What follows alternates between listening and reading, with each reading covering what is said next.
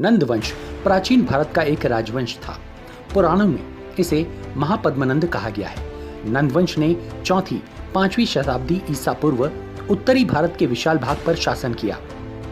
नंद वंश की स्थापना महापद्मनंद ने की थी। भारतीय इतिहास में पहली बार एक ऐसे साम्राज्य की स्थापना हुई जो कुलीन नहीं था, जिसकी सीमाएं गंगा के मैदानों को लांघ गई थी। इस साम्राज्य के आगे शक्तिशाली राजा भी नतमस्तक होते थे।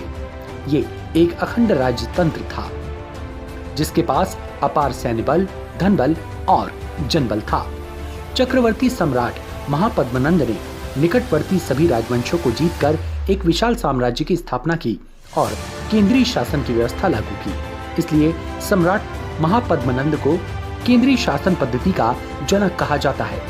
नंद वंश में प्रमुख राज्य उत्तराधिकारी हुए हैं: उग्रसेन, पंडुक, पाणुगति, भूतपाल, राष्ट्रपाल, युविशाणक, दशसिद्धक, कैवत्र, धनानंद।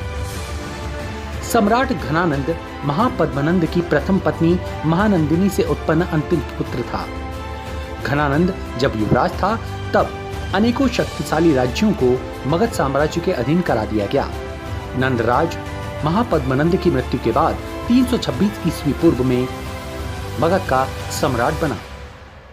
भाई कैरवत की मृत्यु के बाद ये बहादुर योद्धा शोकग्रस्त रहने लगा। फिर भी इसकी बहादुरी की चर्चा से कोई भी इसके साम्राज्य की तरफ आक्रमण करने की हिम्मत नहीं कर सका। विश्व विजेता सिकंदर ने भी नंद साम्राज्य की सैन्य शक्ति और समृद्धि देखकर भारत पर आक्रमण करने की हिम्मत नहीं की और वापस यूनान लौट जाने में ही अपनी भलाई समझी। जिसके बाद चंद्रगुप्त मौर्य ने धनानंद के विरुद्ध युद्ध छेड़ा। युद्ध के दौरान घनानंद की मृत्यु हुई और मगध की सत्ता चंद्रगुप्त को प्राप्त हुई।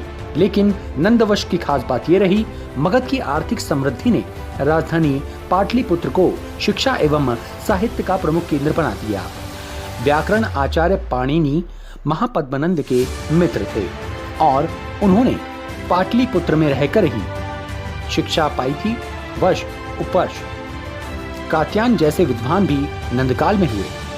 इस प्रकार नंद राजाओं के काल में मगध साम्राज्य राजनीतिक और सांस्कृतिक दोनों ही दृष्टि से प्रगति के पथ पर अग्रसर हुए। अगर ये वीडियो आपको अच्छा लगा हो तो चैनल को लाइक करें, सब्सक्राइब करें, बेल आइकन को प्रेस करें और शेयर करें।